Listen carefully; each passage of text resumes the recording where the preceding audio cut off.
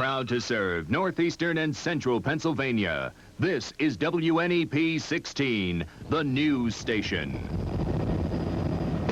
Now, Frank Andrews, Marisa Burke, meteorologist Paul Hefner, and Jay Christopher's sports. This is Newswatch 16, midday.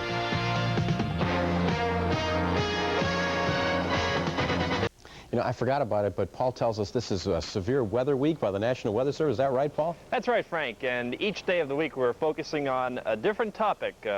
Things like severe thunderstorms, tornado, lightnings, flash floods. And today's topic is severe thunderstorms. And those sometimes form during the summertime. They give you 50-mile-an-hour winds, which are damaging, and 3/4-inch hail. Now, let's take a look at the computer. There are a few things that you should keep in mind when severe thunderstorms are around. Well, first of all, let me just mention that a severe thunderstorm watch means that severe thunderstorms are possible. A severe thunderstorm warning means that they have already formed. Now, if severe thunderstorms are nearby, you should stay indoors because heavy winds can topple trees. Also, lightning is the #1 thunderstorm killer. And watch the sky for signs of dangerous weather, things like funnel clouds or high winds. Also, keep informed by following reports of severe weather on television or radio. And we'll be telling you more about these events during the course of the summer if we do get some severe thunderstorm watches and warnings. Okay, let's check out the current weather watch temperature chart. And we'll go over to the Henry Drinker Elementary School in Moscow, Lackawanna County, where it's 40 degrees. Next, over to Dewshore, Teresa Lisowski reports 42 degrees, some dim sunshine. And Don Dersham from Lewisburg, Union County, reports cloudy skies and 44 degrees. The backyard temperature not too far from those weather watch temperatures. We have 40 degrees, the relative humidity 51%, a northerly wind at 8 miles per hour, and the barometer 30.31 inches, and it's rising. Satellite picture shows that the early morning sunshine is now fading behind those clouds. Still plenty of sun off to our east and to our northeast with a big high pressure system up that way. It's a cold high for them. Otherwise, we do see the clouds pushing in, and there's a big storm system coming across Missouri with a potpourri of precipitation. It's snow and sleet across northern Ohio into portions of northwestern Pennsylvania. In fact, Franklin, Pennsylvania just reported a sleet shower, snow shower within the past hour. Let's check out that radar, and there it is. A couple of those showers across northwestern Pennsylvania into Ohio, and some heavy rain, heavy thunderstorms across the Tennessee Valley. Everything is moving off to the northeast, so we could stand the risk of getting clipped by a shower during the evening hours tonight and later on tonight. Then some perhaps steadier showers, more widespread showers for the day tomorrow, but some warmer temperatures as everything moves up to the northeast. This afternoon, dim sunshine. Readings will be in the 40s for the most part. Fairdale, 41 degrees. Renovo, 41. Just a shade warmer over by Northumberland with northeast winds. The clouds increasing during the afternoon. 45 will be the backyard temperature. Again, the risk of a shower anytime after, I'd say, 9 p.m. tonight. It could be a sleet shower across northern Pennsylvania where temperatures will be cold enough for it. The backyard temperature around 38. Now, the showers will become more numerous tomorrow. Not an all-day washout, but more frequent showers for tomorrow. 50 degrees high temperature. It gets warm on Friday as we get a push of that warm air from the Midwest, getting up close to 60 degrees with showers and thunderstorms possible. Cold front goes through on Saturday.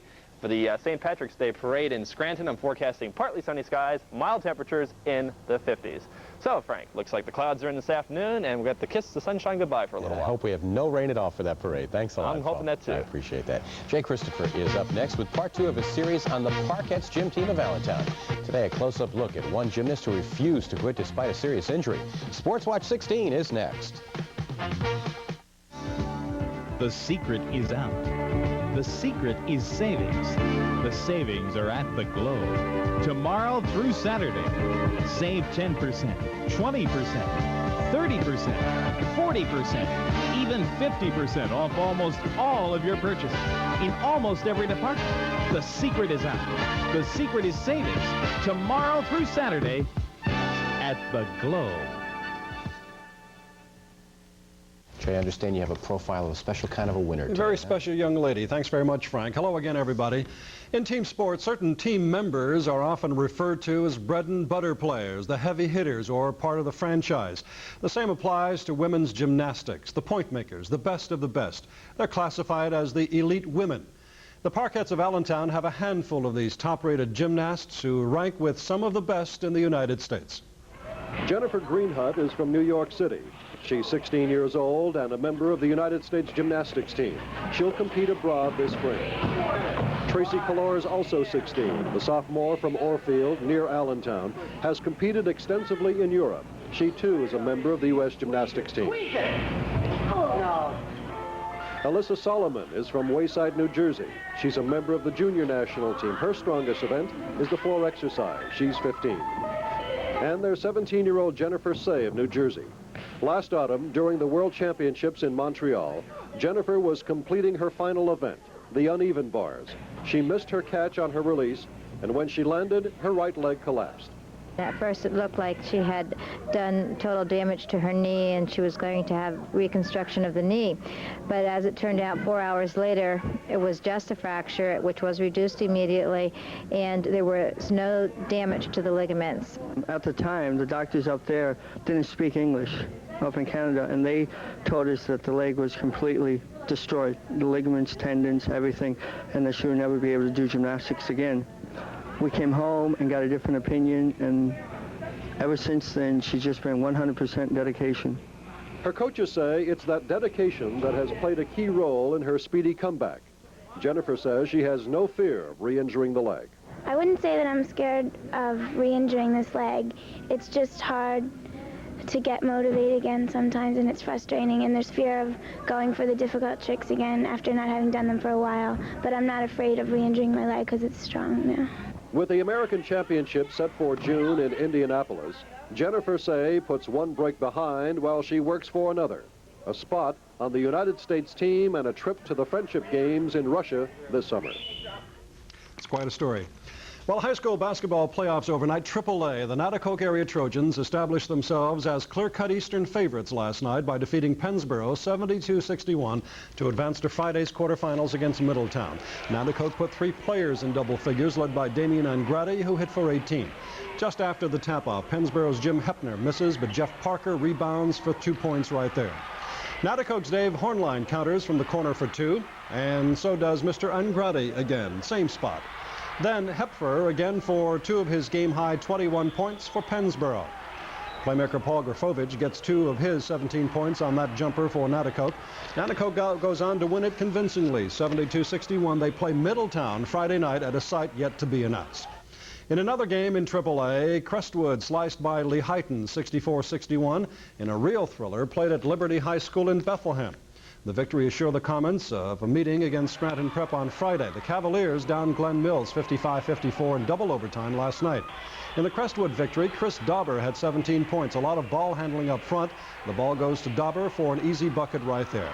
Crestwood by 5. Lehighton then picks off a Crestwood pass. Tom Kresge will go east to west for 2 points with a left-handed shot. He had 35, by the way, in the 4th. Dauber gets the pass, a good baseline move for 2. Comets up by just 3 points. Then Crestwood goes to Brian Urim, who pumps for 2. He had 9 in the 4th period. Lehighton tied the game at 59 with just 2 minutes to play, but Crestwood sank some clutch free throws to ice the victory. Crestwood wins it 64-61. Well, from high school, we take a trip to the NBA. The Philadelphia 76ers ran by the Indiana Pacers overnight, 101-91. Moses Malone tossed in 27. Game action now, loose ball underneath the Indiana basket. Charles Barkley picks it up, the pass to Mo Cheeks, to Barkley for 2. Then the Sixers' Bobby Jones from the corner to Moses Malone inside for 2 right there. Then the Sixers again. Barkley will go to Mo Cheeks on this loose ball. Cheeks goes to Barkley. Mo takes it in all the way. The Sixers go on to beat the Pacers 101-91. Boston broke a 2-game losing skid by beating Houston overnight, 116-104. Larry Bird poured in 31, and he had 10 assists. Boston held the lead in the second half. Bird to Danny Ainge to Robert Parrish for the basket. Houston made a couple of runs at the Celtics, but could never catch up. Rodney McRae scored 17 for the Rockets. Boston's firepower consisted of outside shooting from Jerry Seasting and the Celtics premier player Larry Bird, who finished the night with 31 points. Boston beats Houston 116-104. And that's the Sports Watch this midday, Frank. That's a good report on the Parkettes, Jay. Thank you very much, Frank. Newswatch 16 Midday continues in a moment with a $350,000 gift to the people of Scranton. It's a project to honor some of the treasures at the Everhart Museum. We'll explain next on Newswatch 16 Midday. Here is an income tax tip from Unclaimed Freight. If you're expecting a refund, you don't have to wait till you get your check to buy the furniture you need now. Get to Unclaimed Freight for their sensational $2 million buyout sale. Select the furniture you want now at 40 to 70% savings, and Unclaimed Freight will hold it until your refund check arrives. So why wait? Get to Unclaimed Freight. It's great. And finally today, a gift for people in the city of Scranton, a $350,000 renovation project at the Everhart Museum at Naog Park in Scranton. It's a project that's aimed at sprucing up the galleries that house some of the museum's treasures. Newswatch 16's Mark Anik has more from Scranton. From the outside, the Everhart Museum in Scranton looks pretty much the same as it did when it was built back in 1908. But inside, there are some changes that are beginning to take place. This is the museum's central gallery upstairs, and admittedly, it doesn't really look like what you'd expect a museum to look like. There are paint cans on the floor, the walls are half painted in spots, the walls are also empty. The only things hanging here are the hooks. Museum's Beverly Black says renovations are the reason for the messy look. We have fresh paint, carpeting, new track lighting, new panels, new explanatory details and labels. To get ready for the new look, the museum has to put all its works in storage. When all that paint and lighting and carpeting is in place, the East Wing will be a home for temporary exhibits. The Central Gallery will house the American collection. Black says the new look is a present from the museum to the city. We look at this facility and some of the excellent objects in its collection, and we know that by putting them in the best possible background, that we're going to be able to give a real gift to the city. The work will cost about $350,000, most of which the museum is getting from national and local grants. But Black says they're also accepting donations. The work should be done and the upstairs galleries open by this fall. Mark Anik, Newswatch 16, Scranton.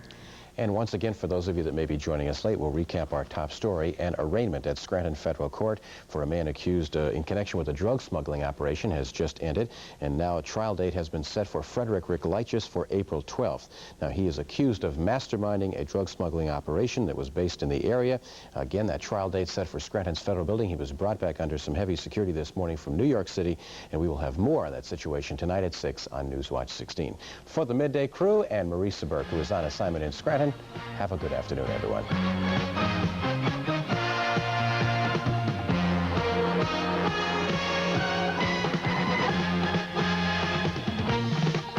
When you see news in the making, Newswatch 16 wants to hear from you. Call 1-800-533-NEWS, toll free from anywhere in Pennsylvania. Call 24 hours a day, 7 days a week. 1-800-533-NEWS.